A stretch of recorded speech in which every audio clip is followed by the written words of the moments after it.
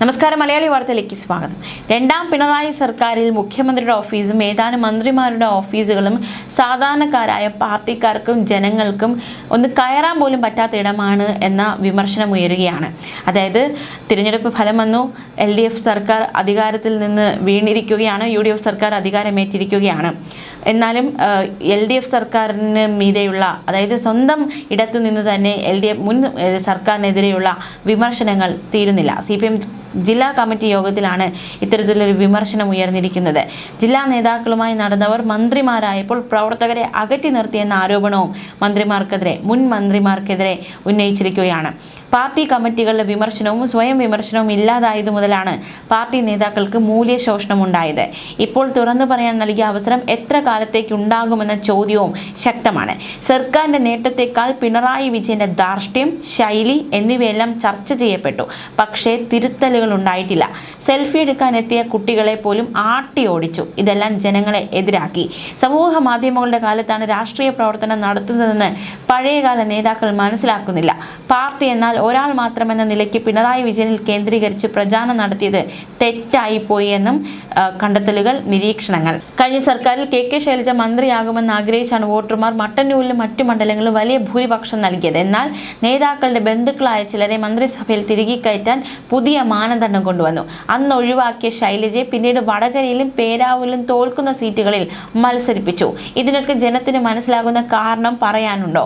തളിപ്പറമ്പിൽ party സെക്രട്ടറിയുടെ ഭാര്യ മത്സരിച്ചത് ഒഴിവാക്കേണ്ടതായിരുന്നു എന്ന വിമർശനവും ജില്ലാ കമ്മിറ്റി യോഗത്തിൽ ഉയർന്നിരിക്കുകയാണ്. സിറ്റിംഗ് MLA-മാരെ വീണ്ടും മത്സരിപ്പിച്ചത് ജനത്തിന് മടുപ്പുണ്ടാക്കി. മുസ്ലിം ക്രിസ്ത്യൻ വോട്ടുകൾ കൂട്ടത്തോടെ എതിരായതിന്റെ കാരണം എന്തെന്ന് മനസ്സിലാക്കി തിരുത്താൻ സാധിക്കണം. ഒരു ജില്ലയിലും പാർട്ടി വിട്ടുപോയവരെ തിരിച്ചു കൊണ്ടുവരാൻ നേതൃത്വം ഇടപെടുന്നില്ല. പാർട്ടി അംഗങ്ങളിൽ പകുതിയോളം പേർ നിഷ്ക്രിയരാണെന്ന് നേതൃത്വം തിരിച്ചറിയണമെന്ന ആവശ്യവും ശക്തമായി ഉയരുകയാണ്. യോഗത്തിൽ ബിനീഷ് കോടിയേരിയെ പാർട്ടിയിൽ സജീവമാക്കാതെ മാറ്റി നിർത്തിയിരിക്കുന്നത് എന്തിനാണെന്ന ചോദ്യവും കൂടി ജില്ലാ കമ്മിറ്റിയിൽ ഉയരുകയുണ്ടായി. ജില്ലാ കമ്മിറ്റിക്ക് കീഴിലെ ബ്രാഞ്ചിൽ മുൻപ് അംഗമായിരുന്ന ബിനീഷ് സമൂഹ മാധ്യമങ്ങൾ ഉൾപ്പെടെ പാർട്ടിയെ ശരിയായ രീതിയിൽ പ്രതിരോധിക്കുന്നുണ്ട്. എന്നാൽ പ്രവർത്തിക്കാൻ അവസരം നൽകുന്നില്ല. കോടിയേരി ബാലകൃഷ്ണൻ സെക്രട്ടറി ആയിരിക്കെ സംഘടനയെ നയിച്ചതുപോലെ ഇപ്പോഴത്തെ നേതൃത്വത്തിന് കഴിയുന്നില്ല എന്ന വിമർശനവും ഉയരുകയുണ്ടായി. 2 ദിവസത്തേക്കാണ് ജില്ലാ കമ്മിറ്റി യോഗം നിശ്ചയിച്ചിരുന്നതെങ്കിലും ആദ്യ ദിവസം രാത്രി 11 മണി വരെ യോഗം ചേർന്ന് രണ്ടാം ദിവസം ഒഴിവാക്കുകയായിരുന്നു. MV ഗോവിന്ദൻ, KN ബാലഗോപാൽ, പുത്തലത്ത് ദിനേശൻ എന്നിവർ സംസ്ഥാന സെക്രട്ടേറിയറ്റിൽ പങ്കെടുത്തു. എന്തായാലും വിമർശനങ്ങൾ ശക്തമായി കൊണ്ടിരിക്കുകയാണ്. വിമർശനങ്ങൾക്ക് യാതൊരു കുറവുമില്ല. ഓരോ ദിവസവും വിമർശനങ്ങൾ കൂടിക്കൂടി വരുന്നതേയുള്ളൂ. കഴിഞ്ഞ ദിവസങ്ങളൊക്കെ പാലക്കാടും അതുപോലെ തന്നെ ആലപ്പുഴയിലും പത്തനംതിട്ടയിലും ഒക്കെ ചേർന്ന യോഗങ്ങളിലുമൊക്കെ ഇത്തരത്തിൽ വലിയ രീതിയിലുള്ള വിമർശനങ്ങൾ തുടരെ വന്നുകൊണ്ടിരിക്കുകയാണ്. എന്നാൽ ഈ വിമർശനങ്ങളൊക്കെ ഒരു വശത്ത് നിൽക്കുമ്പോഴും പാർട്ടിയെ തിരിച്ചു അധികാരത്തിൽ കൊണ്ടുവരാൻ സാധിക്കുമെന്ന പ്രത്യാശയുമായി പിണറായി വിജയനും ഒരു വശത്തുണ്ട്. എന്തായാലും കാത്തിരുന്ന് കാണാം. നിലവിലെ രാഷ്ട്രീയ സാഹചര്യങ്ങളെക്കുറിച്ച് പ്രത്യേകിച്ച് പാർട്ടി MV ഗോവിന്ദൻ അടക്കം വലിയ രീതിയിലുള്ള വിമർശനമാണ് ഉയരുന്നത്. അദ്ദേഹത്തിൻ്റെ ഭാഷ ശരിയല്ല, അല്ലെങ്കിൽ തൻ്റെ രീതി ശരിയല്ല എന്നൊരു പ്രഖ്യാപനം നടത്തി കഴിഞ്ഞു. തൻ്റെ ഒരു ശരീരഭാഷയൊക്കെ താൻ ശ്രദ്ധിക്കേണ്ടിയിരുന്നു എന്നതടക്കമുള്ള ഒരു സെൽഫ് അവലോകനത്തിലേക്ക് അദ്ദേഹം എത്തിയിരുന്നു. കഴിഞ്ഞ ദിവസം അതിനെ സംബന്ധിച്ചുള്ള റിപ്പോർട്ടുകളൊക്കെ പുറത്തു വന്നതാണ്. മാത്രമല്ല, ഈ തിരഞ്ഞെടുപ്പ് തോൽവിയെ സംബന്ധിച്ച് കീഴ്ഘടകങ്ങളെ സംശയിച്ച് 34 ചോദ്യങ്ങളുമായി CPM രംഗത്ത് വന്നിരിക്കുകയാണ്. അതായത് ആ 34 ചോദ്യങ്ങൾ, നിർണായകമായ ചില ചോദ്യങ്ങളാണ് ഇതിൽ ഉൾപ്പെടുത്തിയിട്ടുള്ളത്. എന്തൊക്കെയാണ് ആ ചോദ്യങ്ങളെന്ന് നമുക്ക് വിശദമായിട്ട് നോക്കാം. തിരഞ്ഞെടുപ്പിൽ ഭരണവിരുദ്ധ തരംഗമല്ല, പിണറായി വിരുദ്ധ തരംഗവും MV ഗോവിന്ദന്റെ ഭാര്യയെ മത്സരിപ്പിച്ചതുമാണ് പ്രധാന കാരണങ്ങളെന്നായിരുന്നു വിവിധ ജില്ലാ കമ്മിറ്റി യോഗങ്ങളിൽ ഉയർന്ന വിമർശനത്തിന്റെ കാതൽ. പിണറായിയെ പ്രതിപക്ഷ നേതൃസ്ഥാനത്തു നിന്നും ഗോവിന്ദനെ സെക്രട്ടറി സ്ഥാനത്തു നിന്നും മാറ്റണമെന്നും വരെ ആവശ്യം ശക്തമാവുകയാണ്. അതായത് ഈ താഴെ തട്ടിൽ തിരഞ്ഞെടുപ്പ് പ്രചാരണം വേണ്ട വിധം നടന്നിട്ടില്ല എന്നൊരു ആക്ഷേപം ഉയരുന്നുണ്ട്. സർക്കാരിന്റെ വികസന നേട്ടങ്ങൾ വീടുകളിൽ എത്തിച്ചില്ല എന്നും അത്തരത്തിലുള്ള ചോദ്യങ്ങളാണ് നിലവിൽ ഉയരുന്നത്. ലോക്സഭാ തദ്ദേശ തിരഞ്ഞെടുപ്പുകളിൽ വൻ തിരിച്ചടി നേരിട്ടതും കീഴ്ഘടകങ്ങളുടെ കുഴപ്പം കൊണ്ടാണോ എന്ന വിലയിരുത്തൽ ഉണ്ടായിട്ടുണ്ട്. ക്ഷേമ പെൻഷൻ വാങ്ങുന്നവർ പ്രത്യേക യോഗം വിളിച്ചു ചേർത്തു. ലൈഫ് മിഷൻ വീടുകളും ക്ഷേമ പെൻഷനുകളും സ്ത്രീ സംരക്ഷണ പദ്ധതികളും ഉൾപ്പെടെ വിവിധ സർക്കാർ പദ്ധതികൾ എത്രത്തോളം സഹായിച്ചു? തൊഴിലാളികളും കർഷകരും ഉൾപ്പെടെയുള്ള ജനവിഭാഗങ്ങൾ പാർട്ടിക്കൊപ്പം നിന്നോ? കുടുംബശ്രീ അംഗങ്ങൾ, ആശാ വർക്കർമാർ, തൊഴിലുറപ്പ്, പാചക തൊഴിലാളികൾ, അങ്കണവാടി, ഹരിതകർമ്മസേന പ്രവർത്തകർ എന്നിവരുടെ പ്രവർത്തനം എങ്ങനെയുണ്ട്? പാർട്ടി വിട്ടുപോയവരെ തിരികെ കൊണ്ടുവരാനുള്ള ഇടപെടൽ ഉണ്ടായോ? ഏരിയ കമ്മിറ്റികൾക്ക് കീഴിൽ പ്രവർത്തനം എങ്ങനെയായിരുന്നു? എന്നിങ്ങനെ ചോദ്യങ്ങളാണ് ഇതിൽ ഉൾപ്പെടുത്തിയിരിക്കുന്നത്. തിരഞ്ഞെടുപ്പിൽ CPM BJP ഡീലുണ്ടെന്ന് UDF ആരോപിച്ചതിന് മറുപടിയായി BJP എവിടെയെങ്കിലും UDFനെ സഹായിച്ചിട്ടുണ്ടോ എന്ന് മറ്റൊരു ചോദ്യം ഉയരുകയുണ്ടായി. SIR-ന് ശേഷം പട്ടികയിൽ കൂട്ടിച്ചേർത്ത വോട്ടർമാരുടെ രാഷ്ട്രീയ ബന്ധം എന്താണ്? ന്യൂനപക്ഷ വിഭാഗങ്ങൾ പാർട്ടിക്കൊപ്പം ഉണ്ടായിരുന്നു. ഇത്തരത്തിൽ അനുബന്ധ ചോദ്യങ്ങളുമുണ്ട്.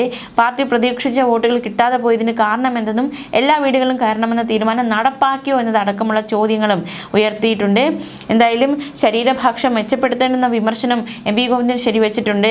വാർത്താ സമ്മേളനത്തിൽ തന്റെ ശരീരഭാഷ മെച്ചപ്പെടുത്തേണ്ടതുണ്ടായിരുന്നു എന്നാണ് MP ഗോവിന്ദൻ വ്യക്തമാക്കുന്നത്. വീട്ടിൽ നിന്ന് ഇക്കാര്യത്തിൽ വിമർശനം താൻ കേട്ടിട്ടുണ്ട്.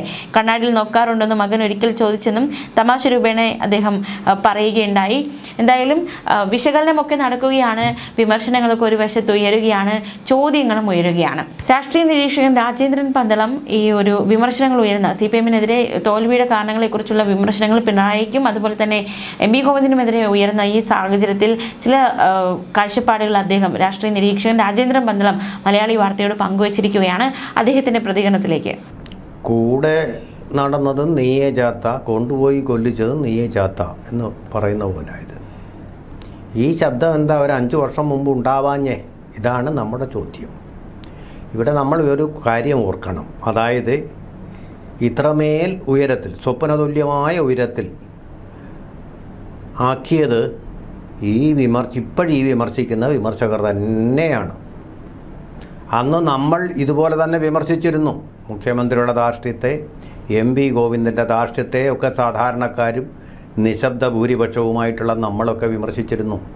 അന്ന് അവർ നമ്മളെ ചാണകമാണ്, സംഘിയാണെന്നൊക്കെ പറഞ്ഞ് കളിയാക്കുകയും പരിഹസിക്കുകയുമാണ് ചെയ്തത്. മുഖ്യമന്ത്രി സൂര്യനാണ്, അതിനടുത്തെങ്ങും നിനക്കെത്താൻ പറ്റില്ല, നീ കരിഞ്ഞു പോകുമെന്നൊക്കെ പറഞ്ഞ് അദൃശ്യനാണ്. അദൃശ്യനല്ല, അദൃശ്യൻ, അതിശക്തനാണ്, ആർക്കും തകർക്കാൻ പറ്റില്ല. ഈ കപ്പൽ മുങ്ങുകയില്ല, കാരണം അതിൻ്റെ കപ്പിത്താൻ ശക്തനായിട്ടുള്ള കമ്മ്യൂണിസ്റ്റുകാരനായിട്ടുള്ള പിണറായി വിജയനായിരുന്നു എന്നായിരുന്നു ഉത്തരം. ഒരൊറ്റ മൂലിയായിരുന്നു CPM-നെ സംബന്ധിച്ചിടത്തോളം.